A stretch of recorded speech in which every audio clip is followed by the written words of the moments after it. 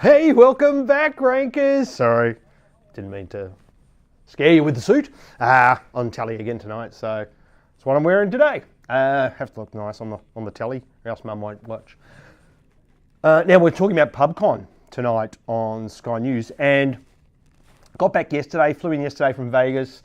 Yesterday morning. It's about. I'm still 5 hours behind here.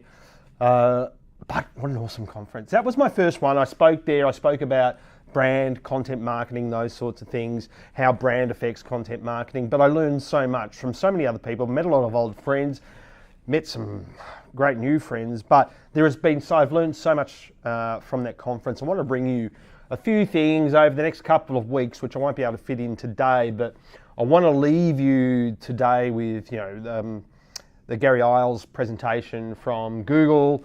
There were some panel sessions from Google as well, and just a lot of the other talk that was going on there. And there's been some reports, obviously, when anyone from Google speaks, it gets live tweeted, it gets live blogged, the whole bit. And for my part, I think there was a little bit of confusion around some of the things that Gary was saying, in that it was more around the disavow files. And the question was, is it still necessary to do disavows? And he was very reticent to say, yeah, do them, except he said, well, if you're doing something bad, yeah, you should probably do them. Or if you think you've done something bad, yeah, you should probably use them, which was interesting. But some of the reports that I've seen come out have said that, Google says only do a disavow if you've received a manual penalty. Well, no, that's not true. You may have already seen the error of your ways and believe you're going to, at some point in the future, get a manual penalty, so maybe now is the time to disavow. So there's that. So a slight clarification, and I had a bit of back and forth with Glenn Gabe on LinkedIn this morning, and Glenn, that's basically the point I was making. But yeah, essentially, most people don't need to worry about disavows these days unless you've been maybe doing a lot of TBN type stuff, blog network type stuff, those sorts of things. The other big two takeaways, which was interesting, structured data.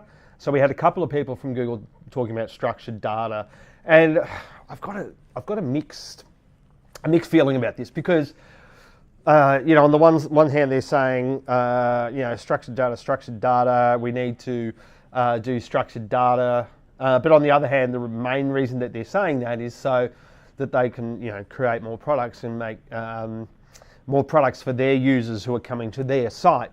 So for instance, job ad boards and those sorts of things. Now these sorts of things will help you with traffic, right? So I like structured data with a featured snippet, or a product snippet I should say, or a rich product snippet. You are going to get a huge benefit from being in that spot, as opposed to the number one organic. So, and the sum of the parts is greater than the whole, or the greater the whole is more than the sum of the parts. You know what I mean. Anyway.